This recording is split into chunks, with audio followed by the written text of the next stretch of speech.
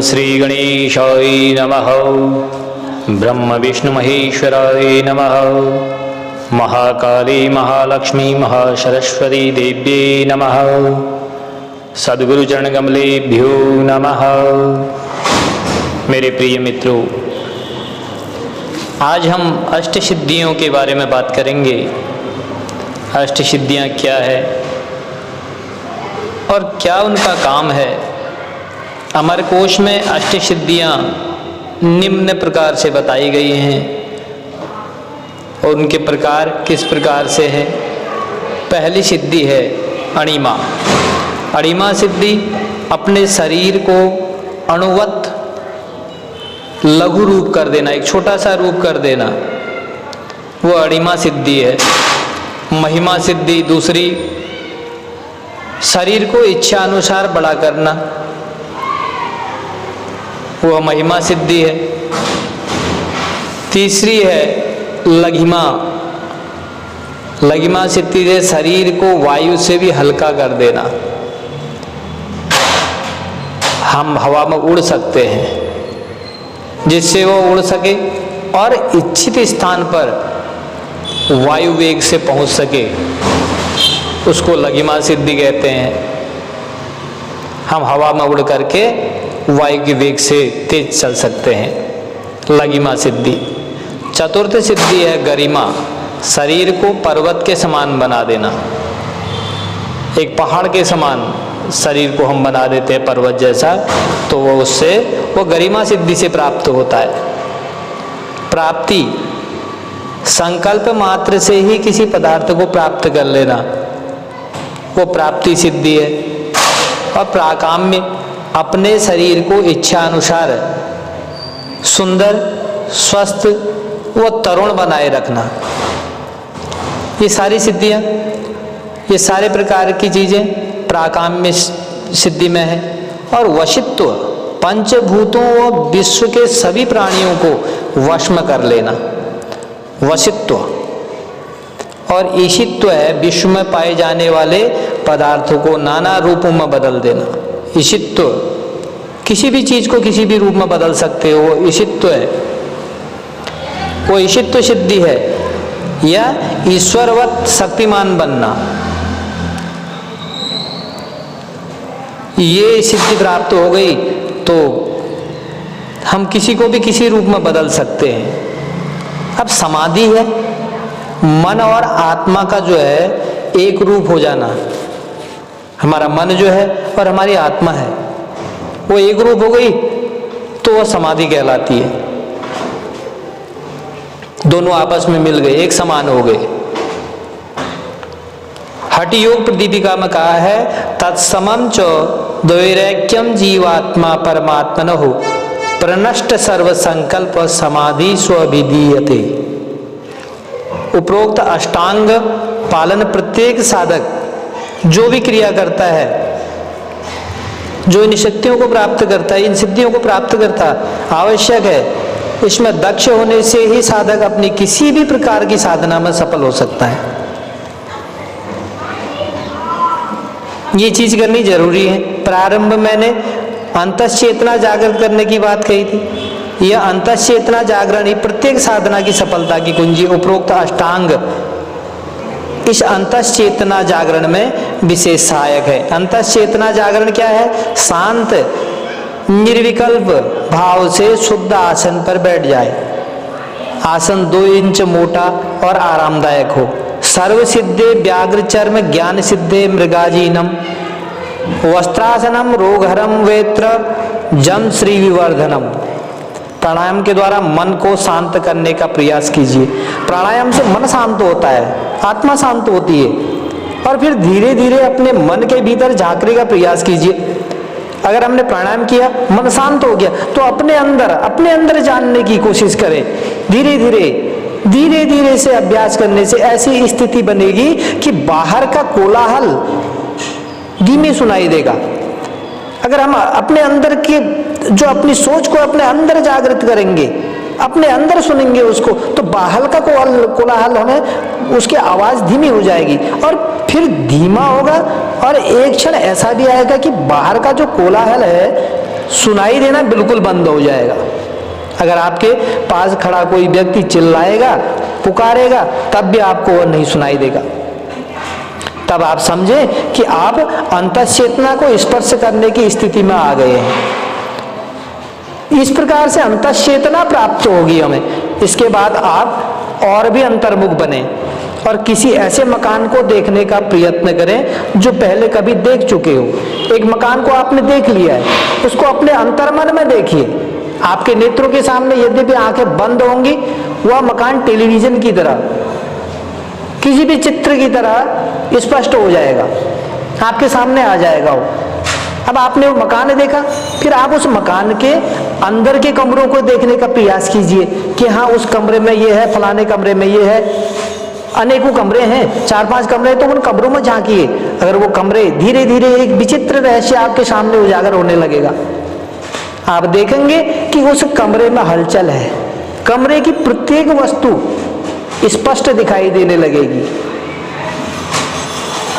उसमें बैठे सभी प्राणी दिखाई देंगे। यही नहीं, अपितु वे सारी घटनाएं भी स्पष्ट दिखाई देंगी जो उस मकान में उस समय घट रही होंगी।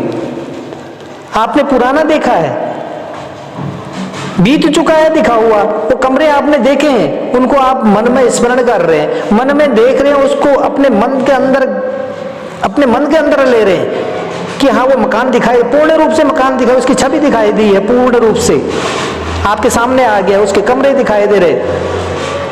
यह अंतःचेतना की गति है जो क्षणांश में सैकड़ों हजारों मील दूर स्थित किसी घटना को प्रत्यक्ष देख पाती है।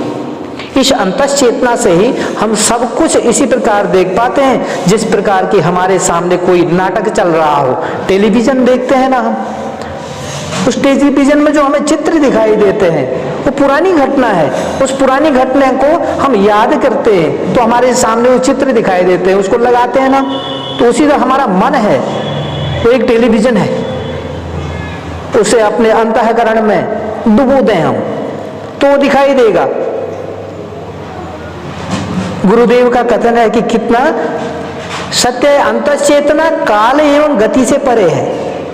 इसके माध्यम से हजारों मील दूर स्थित घटना को देख पाते हैं और हजारों वर्ष पूर्व की ध्वनियां सुन पाते हैं। चाहे तो महाभारत कालीन युद्ध, श्री कृष्ण का अर्जुन को गीता का उपदेश आदि ये सभी देख सकते हैं तथा उन्हीं मूल ध्वनियों को सुन भी सकते हैं। वस्तुतः किसी भी व्यक्ति विशेष, कोई भी साधक के लिए अंतःचेतना जागृत करना सफलता का प्रथम और दृढ़ चरण है। अब साधना क्या है? साधना मंत्र तंत्र आदि में पूर्ण सफलता प्राप्त करने के लिए यह आवश्यक है कि साधक,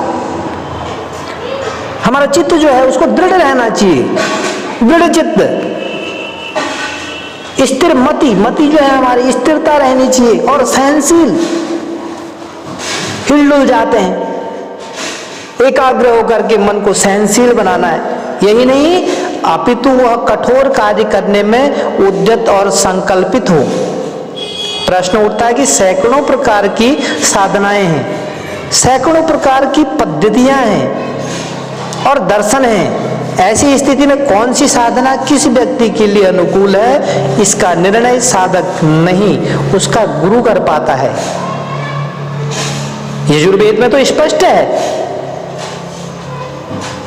सुखारथ स्वानि अन्न मनुष्यानि नीयते भिषु ब्रवाजिनैव हृत प्रतिष्ठन् जदजिरं जविष्टं तन्मे मनः शिव संकल्पमस्तु। जिस प्रकार रास के द्वारा उच्छृंखल घोड़ों का नियंत्रण भी सारथी कर लेता है, वैसे ही मेरे मन का नियंत्रण कल्याणकारी गुरु के द्वारा ही संभव है। कल्याणकारी गुरु कौन है? क्योंकि वही शिव है, शिवत्व पथ बताने का अधिकारी है। सफलता का मूल इस बात में निहित है कि साधना काल में किन बिंदुओं को ध्यान में रखा जाए। इसका सुंदर सम्यक उत्तर भगवान श्री कृष्ण ने श्रीमद् भागवत गीता में दिया है। श्रीमद् भागवत गीता में क्या दिया? निर्भयता, अंतःकरण की पवित्रता, निर्भय होना, हमारे अंतःकरण को पवित्र रखना, ज्ञान में दृढ़ चित्तता, चित्त का दृढ़ होना जरूरी है। ज्ञान तभी आगे को बढ़ेगा। इंद्रियों पर नियंत्रण, इंद्रियां इधर उधर बौखलाती हैं, कर्म यहां कर रहे, मन कहीं और भटकता है। सम्यक कर्म, स्वाध्याय, तप, सरलता, अहिंसा, सत्य, अक्रोध, त्याग वृत्ति, शांत स्वभाव, परनिंदा, त्याग, प्राणियों पर दया भाव, लोभहीनता, मृदुलता, बुरे कार्यों के प्रति घृणा, चंचलता का अभाव, तेज, क्षमा, धैर्य,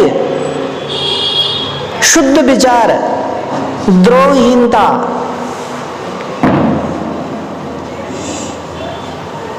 और निर्विमानता, यही साधना में पूर्ण सफलता प्रदान करने में सहायक है। साधना का अर्थ है मन को पूर्ण रूपेण एक भावना, एक लक्ष्य, एक बिंदु पर लगा देना। इसके लिए ध्यान आवश्यक है, मंत्र का अंग है। मंत्र का अंग क्या है? साधना में सफलता तभी मिल सकती है जब हम उसके मर्म को, उसके मूल रहस्य को समझें। साधना का सीधा साधा मर्म यह है कि परमात्मा से भाव, भाव से नाम तथा नाम से संसार बना है। अतः विपरीत रूप से चलकर ही अर्थात विश्व से भाव तथा भाव से परमात्मा अर्थात मंत्र सिद्धि तक पहुंचा जा सकता है। भारद्वाज ने मंत्र योग संहिता में मंत्र योग के 16 अंग बताए हैं। 16 अंग कौन से हैं? भक्ति है, शुद्धि है, आसन है, पंचांग सेवन है, आचार है, धारणा, दिव्य देश सेवन जो है, प्राण क्रिया, मुद्रा, तर्पण, हवन, बलि, याग, जप, ध्यान, समाधि। भक्ति क्या है? भक्ति साधक को नवधा भक्ति का पूर्ण ज्ञान और क्रिया विचार स्पष्ट रूप से होना चाहिए। नवधा भक्ति में निम्न प्रकार से भक्ति की जाती है: श्रवणम, कीर्तनम, विष्णु स्मरणम, पाद सेवनम, अर्चनम, वंदनम, दास्यम, शक्य मात्म निवेदनम। श्रवण, कीर्तन, स्मरण, पाद सेवन, अर्वन, वंदना, सखा भाव, आत्म भावना और निवेदन। शुद्धि, शुद्धि के अनेक भेद हैं जिसका साधन काल में ज्ञान जरूरी है। यथा दिक्शुद्धि, किस दिशा में मुख करके साधना करनी चाहिए। स्थान शुद्धि, किस प्रकार के स्थान पर बैठकर साधना करनी चाहिए। शरीर शुद्धि, स्नान कब किस प्रकार से करना चाहिए। मन शुद्धि, प्राणायाम आदि द्वारा। आसन शुद्धि, किस साधन में, किस साधना में किस प्रकार के आसन का उपयोग करना चाहिए। आसन अलग अलग मंत्र साधनाओं में अलग अलग आसनों, पद्मासन, सिद्धासन आदि का उपयोग करना चाहिए, तभी पूर्ण लाभ होता है। पंचांग सेवन, इष्ट सेवा, सहस्त्र नाम, स्तव, कवच और हृदयान्यास से पांचों मिलकर पंचांग कहलाता है। कई साधनाओं में इनका प्रयोग और उपयोग किया जाता है। आचार, आचार जीवन में साधना हेतु उचित नियमों का तत्परता व दक्षता से पालन ही आचार कहलाता है। और धारणा, मन को किसी विशेष बिंदु पर लगाने एवं लीन करने को धारणा कहते हैं। दिव्य देश साधना, शरीर में 16 दिव्य देश हैं जो कि मूर्धा स्थान, हृदय, कंठ, नाभि आदि हैं। इन स्थानों पर प्राणों को संचरित कर साधना की जाती है। प्राण क्रिया क्या है? मंत्र शास्त्र में एवं साधना ग्रंथों में प्राणायाम के अलावा शरीर स्थित अन्य स्थानों पर प्राण एकत्र कर साधना करना प्राण क्रिया कहलाता है। मुद्रा, अपने इष्ट को प्रसन्न करने के लिए दोनों हाथों से 2 मुद्राएं बनाई जाती हैं, उनका साधना में विशेष महत्व है। तर्पण, विशेष पदार्थ द्वारा इष्ट देव को समर्पण तर्पण कहलाता है। हवन, अग्नि में हविष्यान्न आहुति को हवन कहा जाता है। बलि 3 प्रकार की होती है, आत्मबलि, अहंकार आदि का त्याग, अंतर्बलि, काम क्रोध आदि तथा इंद्रिय निग्रह, बाह्य बलि, फलादि की बलि। योग के 2 भेद हैं, अंतर्योग और बर्ही योग। जब इष्ट के नाम स्मरण को तथा सतत उच्चरित समान ध्वनि को जप कहा जाता है। जब 3 प्रकार का होता है, वाचनिक, उपांशु, मानसिक। ध्यान क्या है? मन के द्वारा इष्ट के रूप को आंखें बंद कर देखने की क्रिया को ध्यान कहा जाता है। और समाधि क्या है? इष्ट के रूप का ध्यान करते करते अपने आप को भूल जाने की स्थिति को ही समाधि कहती है। यही समाधि कहलाती है, अपने आप को भूल गई, समाधि लग गई है। जो भी इन क्रियाओं को करता है उसको चाहिए कि किसी भी प्रकार की साधना में उद्यत होने से पूर्व इन 16 अंगों का सम्यक पालन करना चाहिए। बोलो शंकर भगवान।